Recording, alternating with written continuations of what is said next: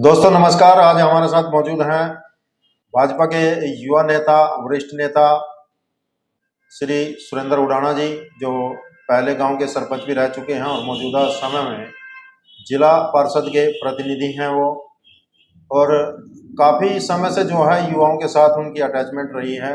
युवा काफ़ी संख्या में उनके साथ जुड़े हुए हैं, क्योंकि उन्होंने जो है समाज सेवा का कार्य आज से ही नहीं बल्कि लगभग 10-12 साल से निरंतर वो जो है लोगों के संपर्क में रहते हैं। कहीं पर भी समाज सेवा का कार्य हो उसमें बढ़ चढ़ करके वो हिस्सा लेते हैं। और इसी संकल्प के साथ उन्होंने एक महासम्मेलन जो है इंद्री में रखा है, इंद्री का स्वाभिमान। और यह कार्यक्रम 25 तारीख को आयोजित किया जाएगा इंद्री की अनाज मंडी में। थोड़ा सा और जानकारी दे दूं कि जो सुरेंद्र जी हैं वो युवा मोर्चा प्रदेश मीडिया प्रभारी हैं भाजपा संगठन के। कहीं ना कहीं हर व्यक्ति जो है, चाहे वो किसी भी पार्टी का हो, अपनी पार्टी के प्रचार और प्रसार के लिए दिन रात एक करता है। और क्योंकि चुनाव का आगाज हो चुका है, टिकटों का वितरण होना है, हर नेता जो है टिकट की भागदौड़ कर रहा है। और यह जो सम्मेलन जो किया जा रहा है इंद्री का स्वाभिमान, कहीं ना कहीं सीधा जो है इंद्री हल्के की जो जनता है उसके स्वाभिमान को लेकर के यह कार्यक्रम किया जा रहा है। सीधी बातचीत करना चाहेंगे सुरेंद्र जी से कि इस कार्यक्रम का उनका मुख्य उद्देश्य क्या है, क्योंकि पहले भी इनका एक संगठन था, जय भारत युवा मंडल के नाम से शायद वो, तो उसके द्वारा भी इन्होंने कार्य किया था। और कई सम्मेलन इस प्रकार के कर चुके हैं, चाहे वह महिला सम्मेलन हो, महिला के मान सम्मान की बात हो, चाहे युवाओं के मान सम्मान की बात हो, चाहे वह बुजुर्गों के मान सम्मान की बात हो, तो हर समय निरंतर ये उसमें लगे रहते हैं। जी सुरेंद्र जी बताएं कि इसका मुख्य उद्देश्य क्या था, इंद्री स्वाभिमान आपने इसका नाम दिया। सबसे पहले तो सभी दर्शकों को मेरी नमस्ते। देखिए काम्बोज साहब, जो इंद्री का स्वाभिमान जो महासम्मेलन हम इंद्री अनाज मंडी में कर रहे हैं, ये कोई पहला सम्मेलन या पहली रैली नहीं है। मैं लगातार 14 वर्षों से लगातार संगठन से जुड़ करके लगातार 14 वर्षों से ही इंद्री अनाज मंडी में आयोजन कर रहा हूँ, विधानसभा में आयोजन कर रहा हूँ। और आप मेरे सोशल मीडिया पे भी देख सकते हैं, लगभग 1500 से 2000 मैंने इंद्री विधानसभा के अंदर जनसभाएं की हैं, नुक्कड़ सभाएं की हैं। इसके अलावा अगर आप सोशल वर्क की बात करें तो सोशल वर्क बंदा अपने मुंह से कहे तो अच्छा नहीं लगता कि मैंने ये सोशल वर्क करा, ये करा। वो तो जो मेरे साथ इतने सारे हजारों लड़के जुड़े हैं ना, उनको आत्मा से पता है कि जो हम काम करते हैं सोशल वर्क के मामले में करते हैं, अगर हम इसको ये कहेंगे कि हम सोशल वर्क करते हैं तो फिर परमात्मा उसका फल थोड़ी देगा हमें। तो जो सोशल वर्क करते हैं वो तो हम अपने लिए करते हैं, ताकि परमात्मा हमारे पे राजी रहे कि भी ये लोग इंसान है और इंसानियत इनके अंदर है। वो राजनीति के लिए नहीं करते। राजनीति के लिए तो ये रैलियां जो कर रहे हैं, सही बात यह है कि जो हम रैलियां कर रहे हैं या आयोजन कर रहे हैं, हम अपने आप को पॉलिटिकल अपना दावा कर रहे हैं, राजनीतिक अपना दावा कर रहे हैं कि हम लाइन में हैं। दूसरी बात है कि 14 वर्षों से लगातार मैं पॉलिटिक्स में एक्टिव भी हूँ, राजनीति इसमें सामाजिक रूप से भी एक्टिव हूँ। जय भारत युवा मंडल में कार्य करता हूँ, सर्व कल्याण मंच में कार्य करता हूँ, नीफा के साथ मैंने कार्य किया, अलग अलग सामाजिक संगठनों के साथ मैंने कार्य किया है। और भाजपा संगठन के साथ लगातार अलग अलग संगठन के पदों पर रहते हुए पार्टी की सेवा कर रहा हूँ। लगभग 10 साल के करीब हो गए हरियाणा में भाजपा की सरकार, तब से आप इसके साथ जुड़े हुए हैं। मुझे जहां तक थोड़ी सी जानकारी है, आपने शायद एक विधानसभा का चुनाव भी शायद लड़ा था। मैंने विधानसभा का चुनाव नहीं लड़ा, मैंने 2 बार जिला परिषद का चुनाव लड़ा है और 2 बार सरपंच का चुनाव लड़ा है। सरपंच भी मैं गाँव का रहा हूँ और जिला पार्षद भी हैं। और मैं तो माननीय मनोहर लाल जी से काछवा में जब थे, उनके विचारों से प्रभावित होकर के मेरे को बड़ा अच्छा लगा था 2014 के अंदर। तब मैं माननीय मनोहर लाल जी संगठन का तो पहले जुड़ा हुआ था, लेकिन माननीय मनोहर लाल जी का मैं अनन्या भगत हूँ। और उनकी ईमानदारी का, उनके जो सोच है, हरियाणा एक हरियाणवी एक, उन उन उन चीजों को देख करके मेरे को बड़ा अच्छा लगता है कि ऐसे राजनीतिक संत भी हमारे देश में हैं। तो भाजपा और दूसरे संगठन जो हैं या दूसरी पार्टियां कह लीजिए, कितना डिफरेंस है, क्यों आप प्रभावित हुए? देखो, भाजपा में और दूसरे संगठनों में जमीन और आसमान का फर्क है। भाजपा राष्ट्रवादी पार्टी है। भाजपा की जो सोच रहती है वो भाजपा, हम कार्यकर्ता को हमारे को ये बोलती है कि भाई राष्ट्र पहले है, बाद में दल है।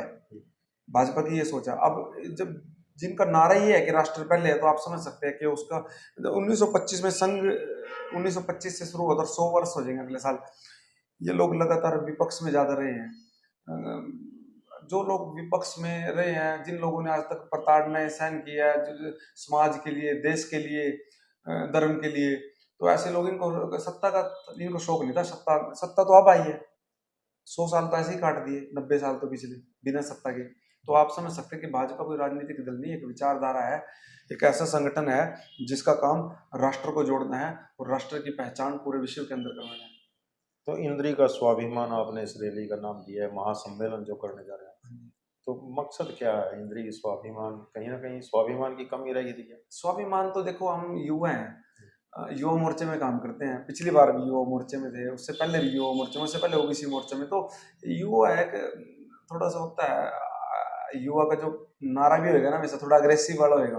मैंने इतने सारे आंदोलन, प्रदर्शन, इतने सारे, मेरे फेसबुक पे जाके देखना, 2010-11 से लेकर के लगातार कंटिन्यू हम जो करते हैं, तो हमारे अंदर थोड़ा सा, यूथ के अंदर थोड़ा अलग तरह का मन, नाम अपना अलग तरीके का दे दिया, इंद्री का स्वाभिमान। तो हमें ऐसे लगता है कि हमारे युवाओं का भी कुछ स्वाभिमान है, हम युवा भी लगातार कंटिन्यू लगे। अब तो मैं युवा वाले उससे भी थोड़ा ऊपर जाने लगे, 36 साल को हो गया मतलब। तो जब आप गांव के सरपंच थे, कहीं ना कहीं आपके अंदर वो जिज्ञासा थी कि मेरा गांव जो है पूरे हल्का इंद्री में अलग तरह का चमके, और आपने काम भी किया उसमें। तो अब क्योंकि आप उस दायरे से थोड़ा बाहर चले गए, क्योंकि अब जिला परिषद का चुनाव लड़ लिया आपने, आप मौजूदा समय में पार्षद भी हैं, तो कहीं ना कहीं अब विधानसभा का चुनाव लड़ने की भी आपकी इच्छा है। तो मुद्दे क्या है, क्यों आपकी इतना इच्छा जागृत हुई कि मैं विधानसभा का चुनाव लड़ूं? देखो, पहले तो आपने बात की कि जब गांव का सरपंच था तो अलग काम करने की थी। जब मैं गांव का सरपंच था और बाकी सभी सरपंच थे, तो सभी सरपंचों के अपने अपने गांव वालों के लिए अच्छा काम करने की इच्छा थी। और सरपंच के मन में असली में ये होता है कि मैं अपने गांव के लिए कुछ अच्छा करूं। सरपंच भी बल्कि ऐसे ऐसे सरपंच है जिनको रात में इसलिए नींद नहीं आती कि यार इसका ये काम हो जाए, इसकी ये गली बन जाए, इसका ये काम हो जाए। सभी सरपंचों के मन में रहा, मेरे भी मन में था कि मैं अच्छा करूँ कुछ। दूसरी बात है कि आज के समय में जिज्ञासा ये नहीं है कि मेरी तो 2014 से लगातार ये है कि विधानसभा के टिकट मिल जाए। 2014 में नहीं मिला, पार्टी संगठन ने जो आदेश करा।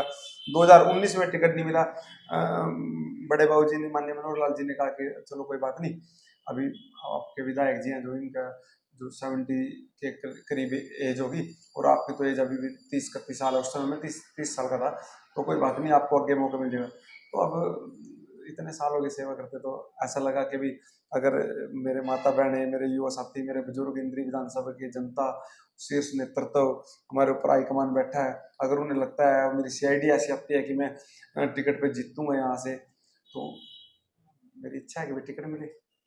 तो कितनी मजबूत दावेदारी आप पेश करते हैं? 25 तारीख को पता चल जाएगा कि कितनी मजबूत दावेदारी है। वो तो इंदिरा अनाज मंडी में 25 तारीख को सारे साथियों को बुला रखा, और साथियों को इतना प्यार करते हैं इंदिरा विधानसभा के साथी।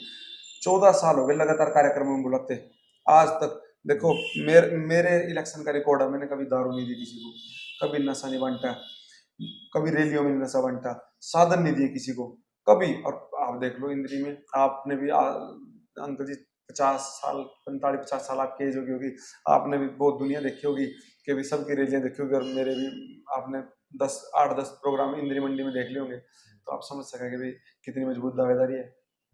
अच्छा, मुद्दे क्या हैं? क्योंकि जब चुनावी रण क्षेत्र में आप जाएंगे, हाँ, यदि आपको हाईकमान ने टिकट सौंप दी भाजपा की, हाँ। तो मुद्दे क्या रहने वाले हैं? क्योंकि हरा देखो नेता का मुद्दा तो होता ही है कोई ना देखो, कोई। सत्ता पक्ष का व्यक्ति जब मुद्दे की बात करता है ना, तो वो मुद्दे बोल नहीं पाता सत्ता पक्ष का व्यक्ति।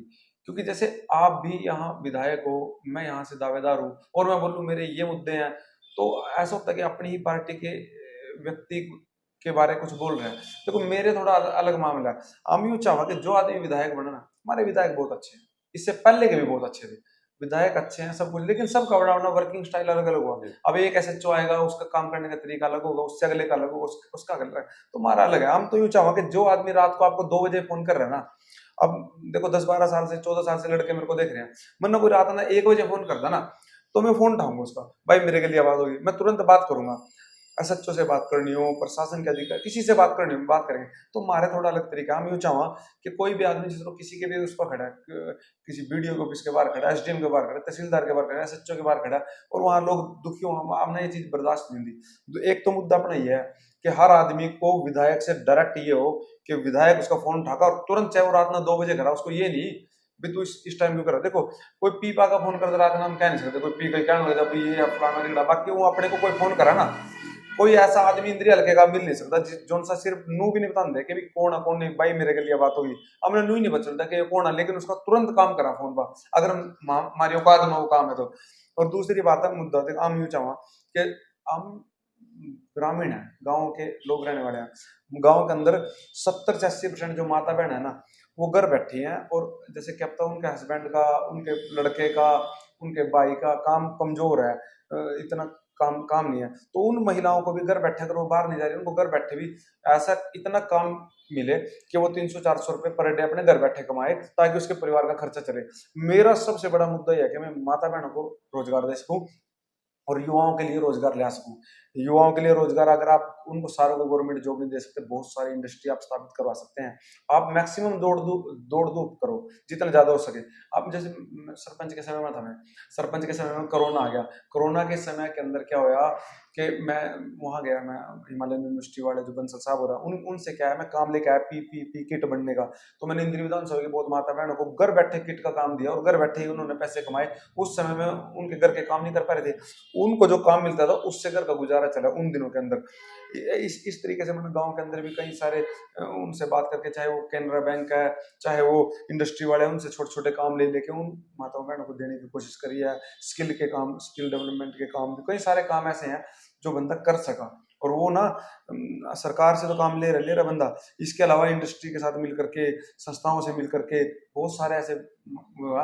असल में हमारा क्या मानना, ना तो इंटरव्यू देना आंदा, ना मानना भाषणबाजी आंदी, पर प्रैक्टिकली नहीं पता ये काम इस तरह हो। जी, मतलब कहीं ना कहीं कुटीर उद्योग ज्यादा से ज्यादा वो लगे, हाँ युवाओं को रोजगार ज्यादा से ज्यादा मिले, हाँ जी, हल्के में विकास हो, यही आप यही है जी। देखो पता क्या बात है जी, अपने देख रहे अपने घर की गरीबी, हमने पता कि हमने देख रहे अभी मानो एक टाइम हमारा खाने की दिक्कत थी, सारी कुछ की थी, दिहाड़ी मेहनत से भी कहीं पूरा नहीं पड़ता, आदमी को बड़ी दिक्कत हुआ, तो घरों के अंदर ना आदमी ना बच्चों की फीस भरनी, उसको बिजली के बिल नहीं भरे जा रहे, उस पर घर की दवाई बुट्टी के, तो कितनी समस्याएं हो जा।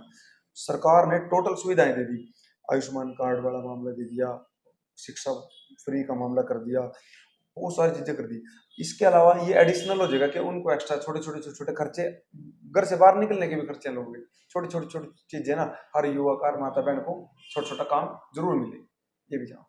तो इस महासम्मेलन के लिए क्या अपील करना चाहेंगे आप? महासम्मेलन के लिए मैं तो सभी युवा साथियों को, माताओं बहनों को, बुजुर्गों को, इंद्री विधानसभा के सभी वासियों को अपील करूंगा कि आपने सभी को मौका दिया, अब की बार आपकी ही विधानसभा का आपका भाई, आपका साथी है, और हम तो यूं कहेंगे जाति नहीं युवा साथी। आप सभी इंद्री विधानसभा वालों को वैसे ये रिकॉर्ड है कि वो ज्यादा जातियों में विश्वास नहीं करते, और जिसके साथ लग जाते हैं पूरी आत्मा से, दिल से लग जाते हैं। और एक मौका आप अपने भाई को, अपने बेटे को भी दे के देखो, शायद आप लोगों को ये समय, हम ये तो कहते नहीं पॉलिटिकल लोग पुरते जब मैं पैर और आपको वादे करो और बाद में उनके वादे झूठे निकला, एक एक मौका अपने भाई को भी दे के देखियो, शायद है कि हम आपकी उम्मीदों को पूरा कर सकें। सम्मेलन के लिए निमंत्रण देना चाहेंगे? हाँ, 25 अगस्त के लिए सभी इंद्री हल्का वासियों को मेरा निमंत्रण है, हाथ जोड़ करके मेरा निमंत्रण है। समय क्या रहने वाला है? समय सुबह 9 बजे से भी साथी पहुंचो, मैं सबको कॉल भी कर रहा हूँ, मैसेज भी कर रहा हूँ। कॉल तो इतने 2 लाख वोटर हैं, 2 लाख को फोन नहीं किया जा सकता, लेकिन मैसेज कर रहा हूँ, सरपंचों को फोन कर रहा हूँ, उनके गाँव के जनप्रतिनिधियों को फोन कर रहा हूँ, साथियों को मैसेज कर रहा हूँ, जितना मेरे से हो सका मैं निमंत्रण दे रहा हूँ, और उनको व्हाट्सएप भी कर रहा हूँ। जी, ये थे हमारे साथ सुरेंद्र उडाणा जी, जिन्होंने इंद्री स्वाभिमान महासम्मेलन का आयोजन जो 25 अगस्त को किया जा रहा है उसकी इन्होंने अपील भी की है कि इस सम्मेलन में भारी से भारी संख्या में पहुंचे और अपने युवा बेटे का, अपने भाई का हाथ मजबूत करें। तो हमारी खबर को आप ज़्यादा से ज़्यादा शेयर करें, लाइक करें। जय हिंद, जय भारत।